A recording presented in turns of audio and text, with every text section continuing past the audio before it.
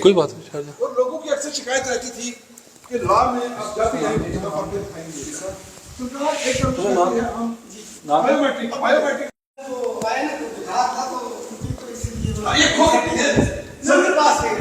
ये आपको ये बात भी दिखाना चाहता हूँ, आपके साथ बाहर आए ये देख सकते हैं बात की वजह से हो गया अभी ये बात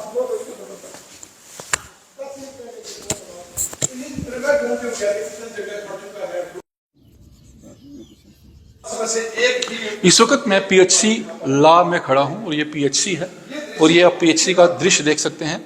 ब्लॉक मेडिकल ऑफिसर दरहाल की निगरानी में ये पीएचसी चलाई जाती है और ये पीएचसी आप देख सकते हैं, ये मतलब बहुत बढ़िया पीएचसी यहाँ पे बनाई गई है। आप नीचे का दृश्य भी देखें तो शीशे की तरह आपको साफ दिखेगा।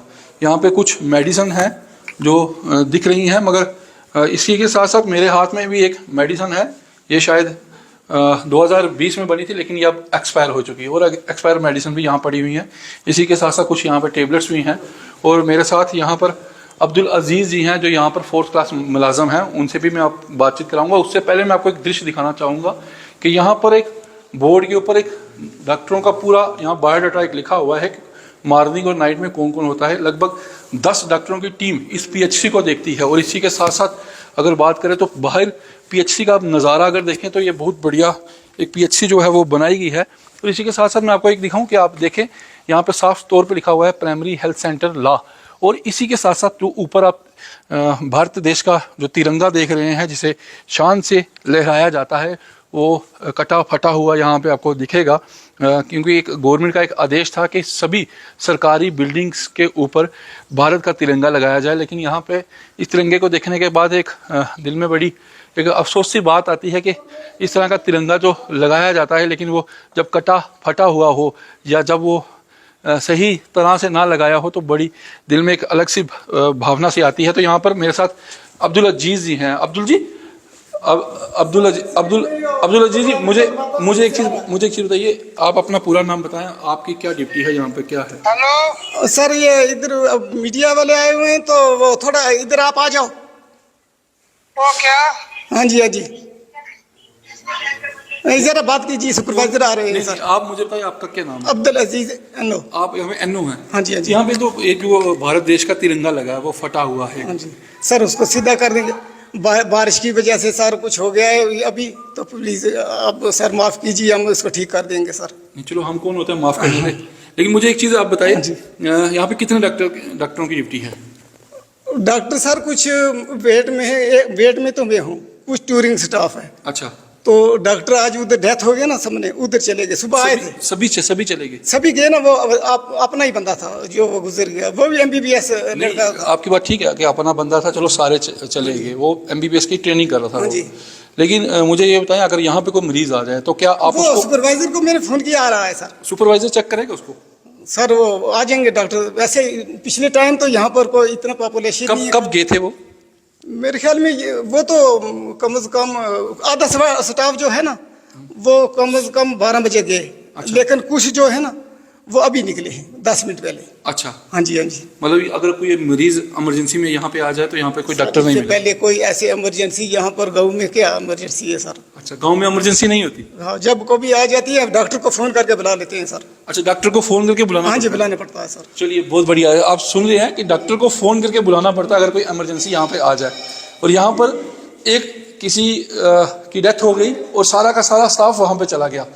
एक मजे की बात और मैं आपको दिखाऊं, सरकार की तरफ से बायोमेट्रिक मशीन लगाई गई है। ये देखिए, ये बायोमेट्रिक मशीन यहाँ पे पड़ी हुई है और बायोमेट्रिक मशीन का काम होता है कि जब भी सुबह आपको आना है, बायोमेट्रिक पे अंगूठा लगाना है आपको, इससे होता है कि आपकी हाजिरी यहाँ लग जाएगी।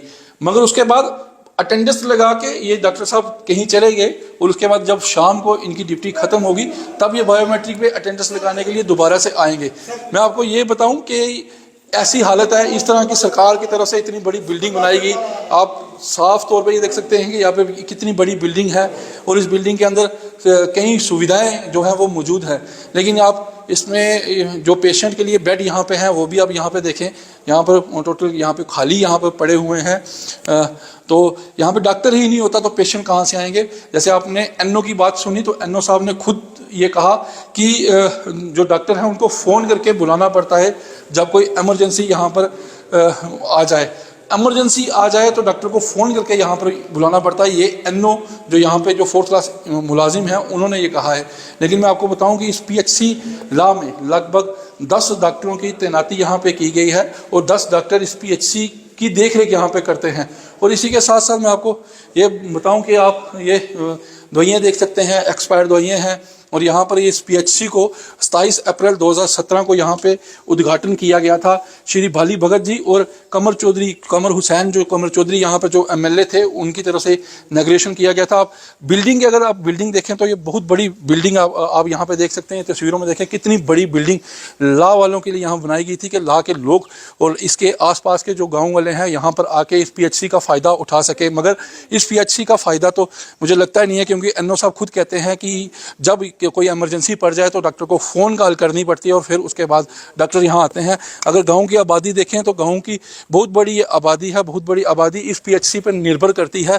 मगर इस आबादी को फ़ायदा ही नहीं मिल रहा, क्योंकि 10 डॉक्टरों की तैनाती इस पीएचसी में तो की गई है मगर यहाँ पर तभी डॉक्टर आते हैं जब कोई इमरजेंसी आ जाए। और 4th क्लास मुलाजिम यहाँ पर ज़रूर यहाँ पर मिलता है, लेकिन यहाँ पर डॉक्टर नहीं मिलते। जैसे अभी जो यहाँ पर 4th क्लास मुलाजिम उसने साफ तौर पर कहा है कि उसकी पूरी एक बाइट है, उसने जब उससे बातचीत की तो उसने साफ तौर पे कहा कि जब भी कोई इमरजेंसी यहाँ पे आ जाए तो तब हमें इस पीएचसी में डॉक्टर को जो है वो फ़ोन कॉल करके बुलाना पड़ता है, कि उसको कहना पड़ता है कि अब इमरजेंसी आ गई है तो आप आ जाएं।